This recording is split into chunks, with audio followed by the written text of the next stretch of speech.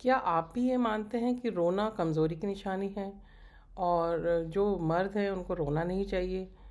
जो कमज़ोर होते हैं केवल वही लोग रोते हैं। तो आइए ये वीडियो आपके लिए है। मैं हूँ डॉक्टर रमा गर्ग, मैं अजमेर से हूँ, गायनेकोलॉजिस्ट हूँ। हम इस चैनल में सेहतमंद रहने के तरीक़ों के बारे में जानते हैं। आज का ये वीडियो यह इस बारे में है कि रोने से, विलाप करने से, कराहने से हमारे को क्या क्या फ़ायदे हो सकते हैं। रोने से सबसे पहला फ़ायदा क्या है? पेनिटोसा में, अमेरिका में डॉक्टर फ्राई ने पाया कि जो हमारे आंसू होते हैं उनमें ऐसे तत्व रिलीज़ होते हैं जो कि हमारे शरीर में, जब हम अवसाद में होते हैं या हम दुखी होते हैं, तो जो हमारे शरीर में तत्व बनते हैं वो हमारे आंसुओं के द्वारा रिलीज़ हो जाते हैं, बाहर आ जाते हैं, जिनको हम टॉक्सिन्स भी कह सकते हैं। तो उन्होंने एक टेस्ट ट्यूब में आंसुओं को लिया जो कि रोने के बाद आए थे, दुखी होने, और दूसरा उन्होंने उन आंसुओं को टेस्ट किया साथ में जो कि आर्टिफिशियली लाए गए थे, जैसे प्याज का रस के साथ या और भी किसी तरीके से जो आर्टिफिशियल आंसू थे उनके केमिकल कॉम्पोजिशन को और नेचुरल रोने वाले कॉम्पोजिशन को स्टडी किया। तो ये पाया कि जो हम नेचुरली रो रहे थे उनका केमिकल कॉम्पोजिशन अलग था, उनमें जो रिलीज़ होने वाले टॉक्सिन्स थे वो एक कारण उन्होंने बताया जो हमें अवसाद से मुक्त कराने में मदद करते हैं। रोने से दूसरा क्या फ़ायदा है? जब हम अवसाद में होते हैं तो हमारा शरीर और मन असंतुलित हो जाता है, इम्बैलेंस हो जाता है, पर रोने से हम बैलेंस वाली स्टेज में वापस आ जाते हैं। तो हमारे शरीर में मानसिक संतुलन, शारीरिक संतुलन पुनः स्थापित हो जाता है। तो इसलिए हमें जब भी हम अवसाद में हैं तो हमें तुरंत रोना चाहिए। आइए बात करते हैं रोने के तीसरे फ़ायदे के बारे में। जब भी हम बहुत अधिक दुखी हैं और अपनी बात किसी को कह नहीं पाते, तो और कोई हमें डांट रहा है या आर्ग्यूमेंट चल रहे हैं, हस्बैंड वाइफ के बीच हीटेड आर्ग्यूमेंट चल रहे हैं, और उस समय जब किसी को, हम दूसरे को, सामने वाले व्यक्ति को बहुत हर्ट कर रहे हैं, तो वो अपनी बात को कह नहीं पाता पर उसके आंसू बहने लगते हैं। तो वो आंसू ये बताते हैं कि अब इससे ज़्यादा हर्ट वो बर्दाश्त नहीं कर सकता और वो रोने लग जाता है। तो रोना एक कम्युनिकेशन का सशक्त माध्यम है। तो रोकर अपनी भावनाओं को व्यक्त कर सकते हैं। अब बात करते हैं रोने के चौथे फ़ायदे के बारे में। रोना एक मदद के लिए बुलाना है। जब हम, बच्चा रोता है या बड़े लोग कोई रो रहे हैं या कोई गिर गया है, चोट लग गई और वो ज़ोर से रो रहा है, तो लोग उसकी मदद के लिए अपने आप आते हैं। तो जो रोने का जो चौथा फ़ायदा है वो है कि वो रोना, हम रोकर हम किसी को मदद के लिए अपनी तरफ बुला सकते हैं और हमारी तात्कालिक सहायता हो सकती है। रोने का पांचवा फ़ायदा यह है कि यदि हम बहुत अत्यधिक किसी सडन शॉक में हैं या कोई हमारा परिचित की मृत्यु हो गई है और हम बहुत दुखी हैं और हम अगर बहुत ज़ोर ज़ोर से फूट फूट कर रोते हैं, तो हमारा उस समय प्रेशर रिलीज़ हो जाता है और रोना एक सेफ्टी वॉल्व की तरह काम करता है जो हमारे को अन्य बीमारियों से बचाता है। अगर हम रो के, चिल्ला के और पुकार के अपना दुख व्यक्त कर देते हैं, तो दुख हमें अंदर ही अंदर परेशान नहीं करता, अंदर ही अंदर घुट कर हम अपनी सेहत ख़राब नहीं करते। रोने को जो लोग व्यक्त करना चाहते हैं उन्हें आज हमारा समाज बहुत कमज़ोर तबका मानता है या कहता है ये तो छोटी छोटी बातों पे रोने लग जाती है। आप उसकी बातों पे ध्यान मत दीजिए पर उसे रोने दीजिए।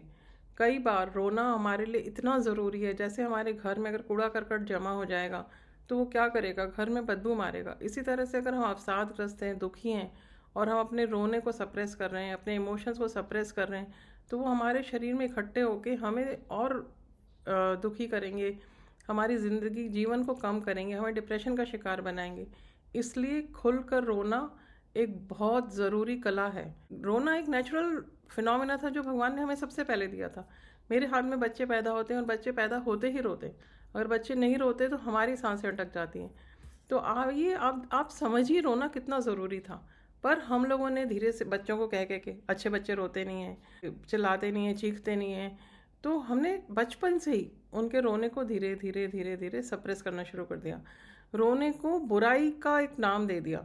बच्चा जैसे जैसे धीरे धीरे बड़ा हुआ वो अपना सहज रोना भूलता गया, दबाता गया।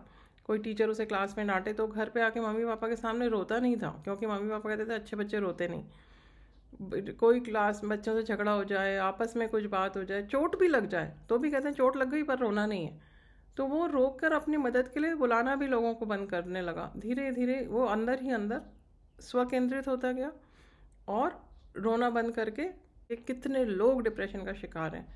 आप डिप्रेशन और अवसादग्रस्त लोगों की लिस्ट देखिए तो हर घर में आपको कोई मिल जाएगा। और इसका सबसे बड़ा कारण है हमने अपने बचपन से ही बच्चों को रोना नहीं रोना नहीं रोना नहीं करके उनको सप्रेस कर दिया। तो डॉक्टर लुइस हैं वो उन्होंने किताब लिखी है द सेकेंड लाइफ और उसमें उन्होंने रोने की टेक्निक को बताया है। तो उन्होंने बताया है कि आप एक शांत जगह पे बैठ जाइए, अपने फ़ोन को दूर रख दीजिए और अपने सीने पे हाथ रख के जो बच्चों की तरह आवाज़ें निकालना शुरू कर दीजिए जैसे बच्चे रोते, और धीरे धीरे धीरे धीरे अपनी आवाज़ को बढ़ाइए और उन सारे दुखद क्षणों को याद करिए जिनकी वजह से आपको तकलीफ़ है। और उनको क्षणों को आप जैसे जैसे याद करेंगे और आप का आंसू बहने लग जाएंगे और खुल कर रोइए। जितनी देर आपको रोना है उतनी देर रोइए, चाहे आपको कुछ भी याद करना पड़े वो सब याद करके आप रोइए। तो उन्होंने रोने की टेक्निक सिखाई है और हमारी आज की सोसाइटी की ये ज़रूरत है कि हम रोने को रीलर्न करें, मतलब रोना जो हम भूल गए हैं उसे हम दोबारा सीखें। इसी तरह से एक और इम्पॉर्टेंट विषय है विलाप करना या कराहना। लोग ये सोचते हैं कि जब कोई चिल्ला रहा है कराह रहा है तो ये अटेंशन सीकर है, पर नहीं, ये एक नेचुरल फिनोमेना है। जब हमारे पूर्वज बड़े लोग जब उठते थे सो के और उनको कोई तकलीफ़ होती थी तो उनके मुंह से आह कराहने की आवाज़ अपने आप निकलती थी। या हमारे पेशेंट्स जो एनेस्थीसिया से बाहर आ रहे होते हैं उस समय उनके कराहने की आवाज़ उनके अंदर से निकलती है। वो जानबूझकर या दिखाने के लिए अटेंशन के लिए नहीं करा रहे हैं, वो एक आवाज़ है जो सहज रूप से बाहर आ रही है। तो कराहना या विलाप करना, मोर्निंग या ग्रोनिंग, ये बहुत नेचुरल फिनोमिना है जो नेचर ने हमें अपने आप दिए और इसके बहुत लाभ हैं। जब डॉक्टर्स ने स्टडी किया तो उन्होंने ये पाया कि कराहने से आपका शरीर का दर्द चला जाता है।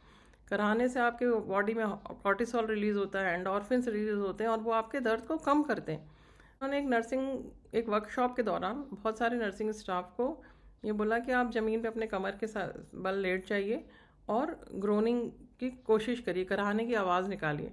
तो उन लोगों से उनको शुरू में बड़ी हंसी आई, शर्म भी आई कि ऐसे कैसे कराएं, पर धीरे धीरे जब उन्हें खुद भी साथ में उनके किया और वो खुद कराहने की आवाज़ें निकाली और धीरे धीरे धीरे धीरे जैसे ही उन लोगों ने कराहने की आवाज़ निकाली 10 या 15 मिनट कराहने के बाद जब उन्होंने उनसे पूछा गया कि अब आप कैसा महसूस कर रहे हैं, तो उनके जवाब थे, ऐसा रिलैक्स पहले कभी महसूस नहीं किया, बहुत बेहतर।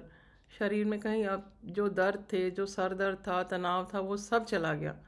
तो उन्होंने उनको समझ में आया कि कराहना कितना फ़ायदेमंद है। तो और मौनिंग क्या है या विलाप क्या है? हल्की आवाज़ में आ करना, और कराहना जोर से आवाज़ निकाल कर अपनी भावनाओं को व्यक्त करना है। तो दोनों चीज़ें, मोर्निंग, ग्रोनिंग, क्राइंग, ये बहुत ज़रूरी हैं। ऐसे ही जब उन्होंने एक ऑफिस से एक लोग घर आके अपने बच्चों पे और परिवारजनों पे चिल्लाते हैं, चीखते पुकारते हैं, तो उनको एक ट्रेनिंग दी गई। उनको कहा कि आप ऑफिस से घर जाते समय रास्ते में अपने कार को शीशे चढ़ाइए या गैरेज में कार पार्क करते समय अपने शीशे चढ़ा लीजिए और वहाँ ज़ोर ज़ोर से चीखिए, चिल्लाइए, जो भी आपकी फ्रस्ट्रेशन है उसको चिल्ला के निकाल दीजिए। और जैसे ही उन्होंने रो के चिल्ला के आवाज़ें करके उस फ्रस्ट्रेशन को निकाल दिया, और जब वो घर पहुँचे तो वो बिल्कुल शांत थे। घर का वातावरण उनको बहुत अच्छा लगने लगा, माहौल में परिवर्तन आने लगा, घर के सब लोग एक दूसरे से बेहतर साथ में रहने लगे। ऐसे ही अमेरिका में एक कॉलेज है जहाँ पर बच्चों को फाइनल एग्ज़ाम से पहले एक सोशल सेंटर में इकट्ठा करा जाता है 1 हफ्ता पहले से रोज़, और उनको रोने, चीखने, चिल्लाने, शाउटिंग, स्क्रीमिंग, सब के लिए जाता है, सबके लिए प्रेरित किया जाता है। तो ये प्रैक्टिसेस उनको तनाव से मुक्त रखने के लिए हैं। आपको समझ आया होगा कि रोना कितना ज़रूरी है, और जिन लोगों ने रोना बंद कर दिया है, कराहना, चीखना, चिल्लाना, वो उस चीज़ को वापस अपनाएं, उसको सीखें।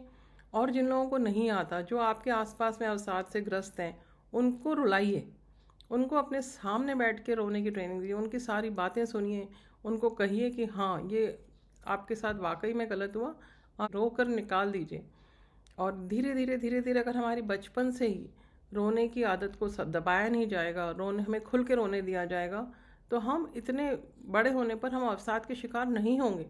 हमारे यंग बच्चे, teenagers, school going college students, सब में आप देखिए जो डिप्रेशन की या अवसाद की मात्रा है वो बहुत है। कई बार बच्चे कहते हैं हमारा सर दुख रहा है, बहुत टेंशन हेडेक है, और जब वो अपनी बात कह पाते हैं या अपनी बात में जो उनको उल्हाना देना है, किसी के बारे में कहना है, वो जैसे ही अपनी सारी बात कह देते हैं, रिलीज़ कर देते हैं, तो वेंट आउट कर देते हैं, तो उनका वो सरदर्द गायब हो जाता है। तो कैसे गया वो सरदर्द? ने अपनी इन तरीक़ों से अपने अवसाद को मुक्त कर लिया। आशा करती हूँ आप मेरी बात पर विचार करेंगे, गौर करेंगे और अपने पास कोई भी दर्द या अवसाद छुपा कर नहीं रखेंगे, उसको रो कर, चीख कर, पुकार कर निकाल देंगे। अपने आसपास के और लोगों को भी इस चीज़ के लिए प्रेरित करेंगे। और अगर आपको इसमें कोई और सलाह देनी है या कुछ और आपको जानकारी चाहिए तो मुझे आप डायरेक्ट मैसेज कर सकते हैं। मेरे चैनल को लाइक, सब्सक्राइब, शेयर कर दीजिए। आज के लिए बस इतना ही। धन्यवाद। फिर मिलते हैं अगले वीडियो में।